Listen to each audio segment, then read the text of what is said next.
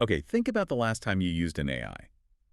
Maybe for work, maybe just messing around. Hmm. Now, what if I told you that everything, every question, every file you uploaded, even like what device you're using, was being sort of vacuumed up Yeah. and sent off to servers, miles away? In a country where the government has pretty broad access to that kind of data, feels a bit off, doesn't it? Yeah, it's definitely not just theoretical anymore. It's becoming a real thing for people using these global AI tools. Absolutely. And that's exactly what we're digging into today. Germany is pushing hard, really hard, to get Google and Apple to ban this app called DeepSeek AI. Hmm. And look, this isn't just about one single app. It really throws a spotlight on some huge fundamental questions about your data privacy, especially with AI booming like this. Yeah, and for this deep dive, we're leaning on a specific article that lays out what's happening, plus some related news. It gives us a really clear view of this whole, legal and tech situation as it unfolds. So our mission today for you listening is basically this. Let's figure out what DeepSeek AI actually is, why European regulators are coming down so hard on it, and what this whole episode tells us about the bigger picture, keeping data private when AI is everywhere. Right, we'll look at the laws involved, the specific rule breaking they're accused of. And crucially, what it means for you. How do you navigate this? Okay, so the first thing that jumps out is just how direct Germany's being. The Berlin Commissioner for Data Protection, they didn't just send a warning letter. They formally asked Google and Apple, take this app down. Wow. Okay, so no messing about. That's a pretty strong move. It's a very clear, legally serious demand, yeah. And the reason? What's the official justification? It boils down to breaking the GDPR, the General Data Protection Regulation. Specifically, they're saying DeepSeek AI is unlawfully collecting data and then transferring it to China. Right, GDPR. Anyone who follows European tech law knows that's a big deal. Transferring data outside the EU, especially to somewhere like China, that raises immediate alarms. Exactly. And there's a timeline here that shows how things escalated. It started back on May 6th, 2025.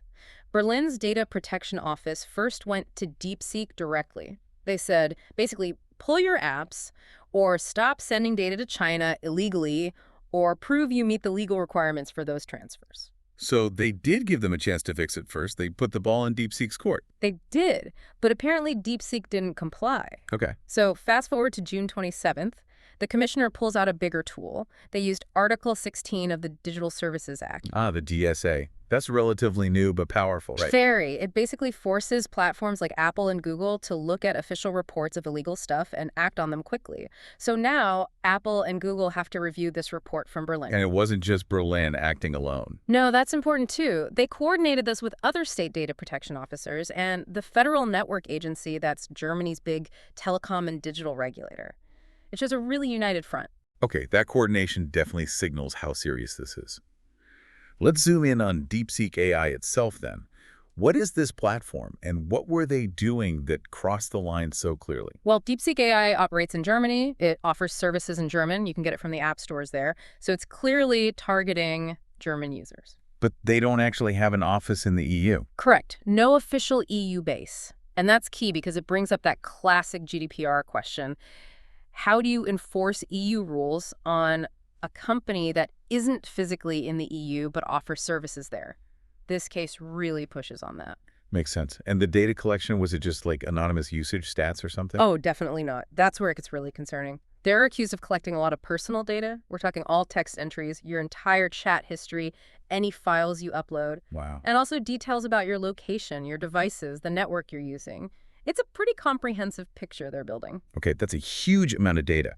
But the real GDPR killer, the core violation, is where that data ends up, isn't it? That's the absolute heart of the matter, yes. All that personal data gets transferred to processors in China and stored on servers in China. Right. And the problem is there are no EU-approved safeguards, no adequacy decision for China. Explain that adequacy decision. Sure. It's basically the European Commission saying, okay, this non-EU country's data protection laws are strong enough, they're essentially equivalent to ours under GDPR. And China doesn't have that stamp of approval. Nope, not at all. So transferring personal data there without specific approved safeguards in place is just unlawful under GDPR, full stop. And Mike Camp, the Berlin commissioner, was pretty blunt about this. Extremely blunt. She said, I'm quoting here, DeepSeek's transfer of user data to China is unlawful, she went on.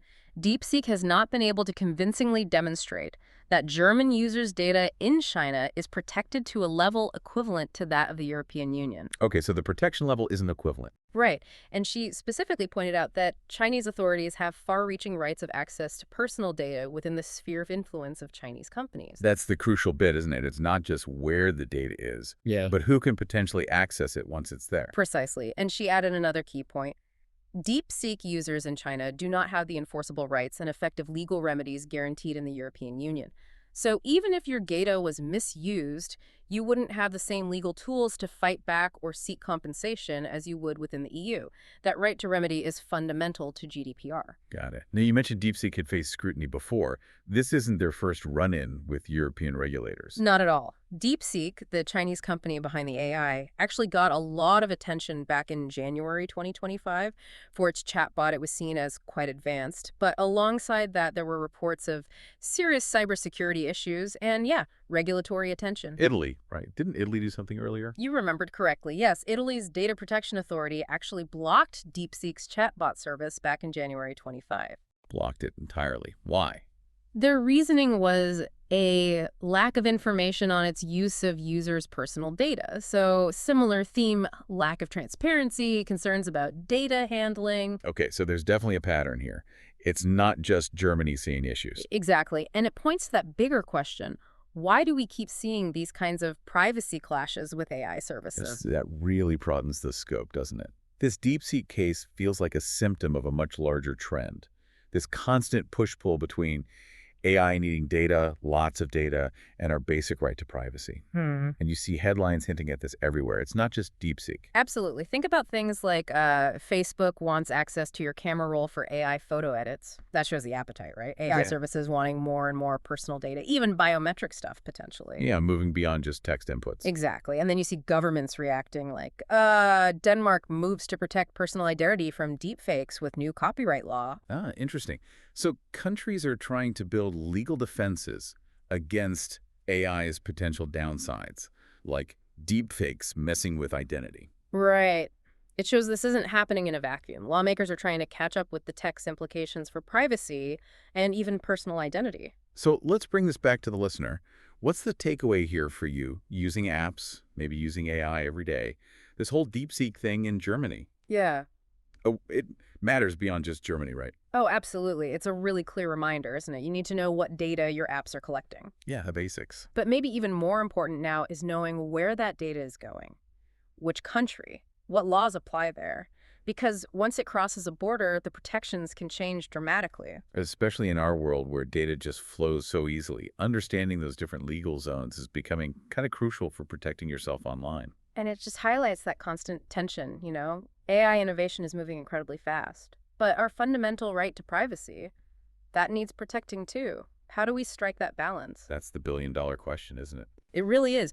And the DeepSeek case forces us to ask, how do we manage that balance without, killing innovation, but also without letting our rights get eroded? And it really puts the spotlight back on Google and Apple too, doesn't it? Definitely. They're the gatekeepers. Yeah. Billions of people get their apps through them. So how much responsibility do they have to police this stuff, to make sure the apps they offer actually follow the rules in the places they're offered? It's a huge question. This case really makes you think about their role in enforcing data protection standards. Okay, so wrapping up, we've got this powerful AI, DeepSeek. It runs smack into Europe's tough privacy laws, the GDPR. Mm-hmm. And now the big app store platforms, Google and Apple, are being forced legally to step in. Yeah, it really shows how complex managing data is becoming globally, especially with AI in the mix. Which leaves us, and you listening, with this final thought to maybe chew on. AI is advancing at lightning speed. Companies can operate globally, maybe without even having an office near you. So in that world, how much should the app stores, the Googles, the Apples, be responsible for checking data privacy? And what does it mean for your rights when your personal info can just be shipped off to countries with totally different rules and protections? It's a tough one. What are the long-term consequences if data can just flow anywhere, regardless of the local protections? Something definitely worth thinking about next time you download an app or chat with an AI.